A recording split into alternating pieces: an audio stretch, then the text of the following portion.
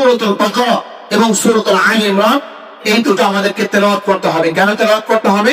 আমাদেরকে কাল কিয়ামতের মাঠে এই দুটো সূরা আমাদের জন্য সায়াদানকারী হবে। এই দুটো সূরা আমাদের জন্য কি হবে? সায়াদানকারী হবে। আমরা যেন এই দুটো সূরা তেলাওয়াত করতে পারি। আল্লাহ আমাদেরকে তৌফিক দান করুন বলে আমিন। আরেকটা আল্লাহ রাসূল সাল্লাল্লাহু আলাইহি ওয়াসাল্লাম বলেছেন, কাল কিয়ামতের মাঠে এই দুটো সূরা আল্লাহর কাছে শাফাআত করবে। সুবহানাল্লাহ। এই দুটো সূরা আল্লাহ তাআলার কাছে কি করবে? শাফাআত করবে। আমরা পারবো ইনশাআল্লাহ সূরাতুল বাকারা এবং আলে ইমরান তেলাওয়াত করতে। আসে আরেকটা জিনিস বলি, আরেকটা ফজিলত বলি। সূরাতুল বাকারা অনেকে বলে থাকেন যে আপনার বাচ্চা কিনে গেছে, যে চলে গেছে, এমন হয় কিনা? বাড়ির ভেতরে বাচ্চা প্রচুর কান্নাকাটি করছে, এমন হয় কিনা?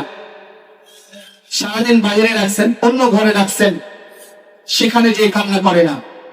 আজকে একটা টিপস আপনাদেরকে বলে দিচ্ছি, এটা ফলো করবেন। অন্য ঘরে গেলে বাচ্চা কান্না করে না, বাইরে নিয়ে গেলে বাচ্চা কান্না করে না, যখনই আপনার ঘরে নিয়ে যাচ্ছেন তখনই বাচ্চাটা কান্না করছে, এমন হয় কিনা? আপনি যখন বাইরে থাকেন তখন আপনার ফাফড় লাগে না, যখনই আপনি ঘরে আসছেন তখন আপনার ফাফড় লাগছে, যখন আপনি ঘরে আসছেন তখন আপনার মাথা ব্যথা শুরু হয়ে গিয়েছে।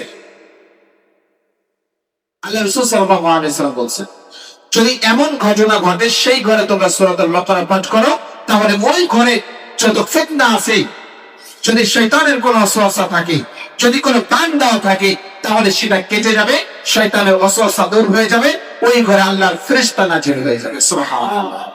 তাহলে ঘরে বেশি বেশি কোন সূরা পাঠ করতে হবে? ঘরে যদি শান্তি চান সূরাতুল বাকারা বেশি বেশি তেলাওয়াত করুন। উপরে মা বোনেরা আছে, ঘরে যদি শান্তি চান ঘরে বেশি বেশি কোন সূরা তেলাওয়াত করতে হবে? সূরাতুল বাকারা। ঘর থেকে যদি শয়তান তাড়াতে চান তাহলে ঘরে গিয়ে তেলাওয়াত করতে হবে বেশি বেশি সূরাতুল বাকারা তেলাওয়াত করতে হবে। সূরাতুল বাকারা আপনার এটা কি করতে হবে?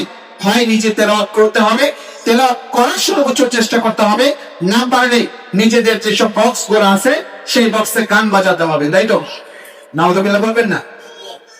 আমাদের বাড়িতে অনেকের সাউন্ড বক্স আছে, কিন্তু সেই সাউন্ড বক্সে কোরআন তেলাওয়াতের আওয়াজটা আসে না, সেই বক্সে আসে আপনার জাহান্নামের আযাব। এই কারণে কোরআন তেলাওয়াতটাকে ছেড়ে দিলেন।